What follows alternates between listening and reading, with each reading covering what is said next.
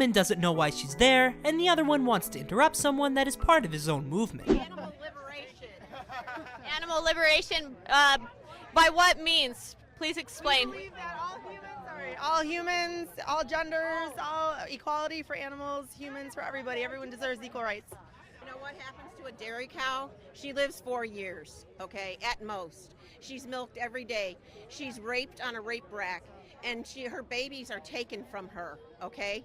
There was a time in history when that was necessary, but that time has passed. With grocery stores, with trucks, with all the access we have to food at this point, we can live very healthy lives without eating them. So if we can get all the nutrients we need without causing suffering, I think that's something we should do. Why are you doing that? No comment.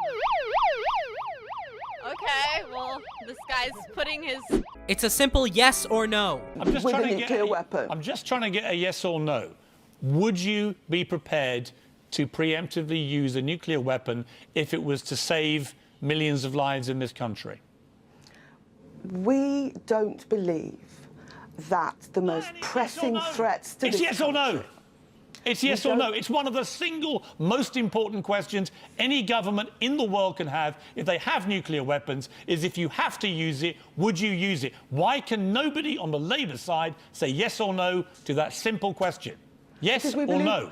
Because we believe there are many more pressing threats, and the debate around pressing the button actually detracts from talking about the real pressing threats: chemical warfare, What could be more jihadism. pressing than somebody about to nuke us into extinction? And he's just a kid. Despite the board's attempt to deny it, District 196 schools are quickly becoming a place where promoting activism is actually more important than promoting education. I'll take you back to my first day at RHS this fall.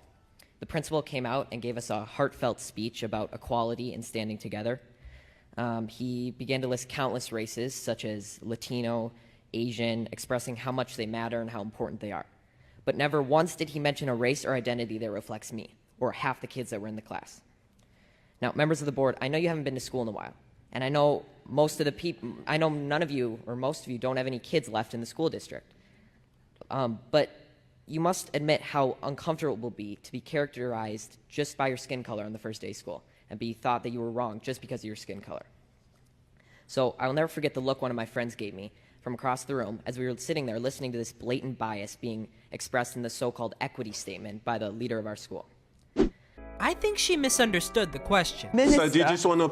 Let's just deal it. Why don't you apologise to those who voted Conservative nationally on the line? And by the way, the millions who voted Conservative in those red wall seats. Sure, I'm saying, and I'm very clear, I'm not saying anybody who voted Conservative are those things. I'm saying the Prime Minister has said those things and has acted in that way. And if the Prime Minister wants to apologise and remove himself from those comments that he's made that are homophobic, that are racist, that are misogynistic, then I will apologise for calling him scummy. Oh, come on. No, I'm very serious. You could just deal with it very simply by saying, I'm sorry about this. Honestly, I'm really serious about this because I feel really passionate about the fact that when you've got a Prime Minister of the country that thinks it's OK to use the language that he's used, then that is appalling. He hasn't called you or Keir Starmer scum. You called. Why in a song, though?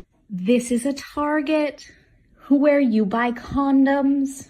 This is the Capitol, our seat of government. It protects the rights that folks fought and died for. And there is no equivalency. These are people who have been slaughtered, fighting so they will not get murdered. And here they're protesting free elections, so there is no equivalency. The time will come to heal divisions, but now we need to consider justice, 'cause this is protest and this is treason. So there can be no equivalency. Anything else? When you go to the doctor, encourage them to do the following things. Eliminate any weight or BMI cutoff policies. Stop using the BMI completely because it is ineffective and racist. Get medical equipment that will actually work for fat patients, like blood pressure cuffs that fit and won't give a false high reading because they're too tight. Set up their office in a way that makes it usable for fat people, like putting chairs without arms in every room. When you go to a clothing store, tell them to expand their size range. It does not matter what their size range currently is. Tell them to expand it. If you work in education, get in touch with the health and PE departments. Ask them if they have anything in their curriculum that involves students weighing themselves, counting calories, or using the BMI in any capacity.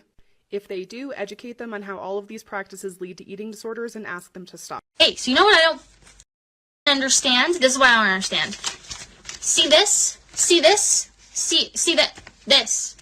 This is worth $50? Never seen this before. Is a pregnant man. Yes, they are female to male. When he went to the hospital and had his child, he was upset because many of the hospital staff was referring to him as the mother. Some of you may say, what's the problem with that? He is biologically the mother. And while that is true, here's why it's disrespectful. He goes by male pronouns and is a male. Yes, he did just have a child, which is something that traditionally a mother does, but he is a man. He is the father. When you're referring to him and you're talking straight to him, why would you give him mother, knowing that that's traditionally a woman, when he's identifying as a man? Your mind should automatically say father. And I didn't quite get that. Could you say it louder? Out square! Slash his throat! Say that. Republican! Say that. Suck my balls! Say that one more time. Slash Republican throats! Slash fascist throats! Death to fashion! Have a good one. I just have one word. Next up, we have Ace Flux. So Ace Flux is your person. They're going to fluctuate between asexuality and allosexual. So like, it's your person that one day they could be like fully asexual and then the next it could totally change. So this is a person whose sexuality is going to fluctuate on a daily basis. One day they could have crushes on somebody. One day they could be sexually attracted to somebody in some form or degree. And the next day they could be completely just not interested, not wanting anything to do with. So this is your person that's going to be asexual one day and some form or degree of sexual the next. Am I missing something?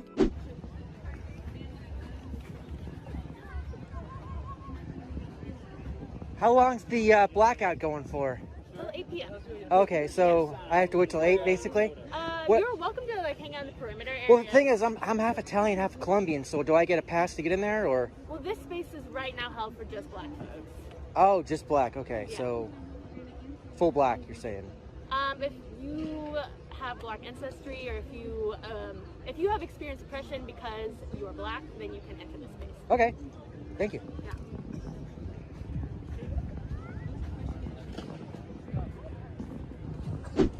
I'm sorry. Gray what? Welcome back to What's That Sexuality? Today we're going to be covering a very special sexuality called gray sexuality. Now, gray sexuality is where you identify mostly with asexuality, but you don't quite fit the label, nor do you fit the label of demisexual, or what we're going to be covering next, allosexual. Someone who is gray sexual may experience sexual attraction, but not often, maybe only a few times in their life, and they may express their romantic attraction and emotional attraction through cuddles and hugs and things like that. They don't typically see sex as an important role in their life, and do not prioritize sexual attraction when finding a romantic partner. This is their flag. If you can't see it, it goes from purple to a dark gray to white, and then dark gray and then purple again. It's really pretty. And it's a lot like the asexual flag. The purple represents asexuality, the white, allosexuality. That's one way to disagree.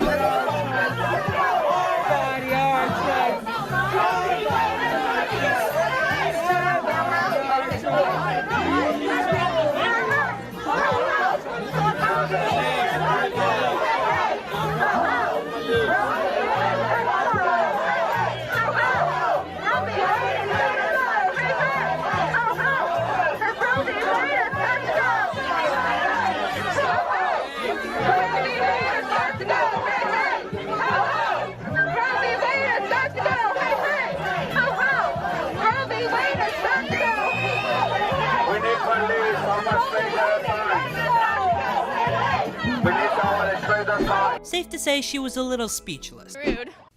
Does white privilege exist? Absolutely. It does. Absolutely. And where's the proof of that? All around.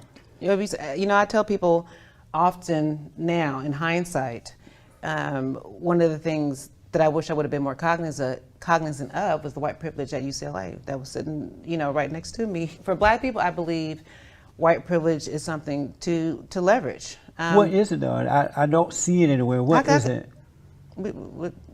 Huh?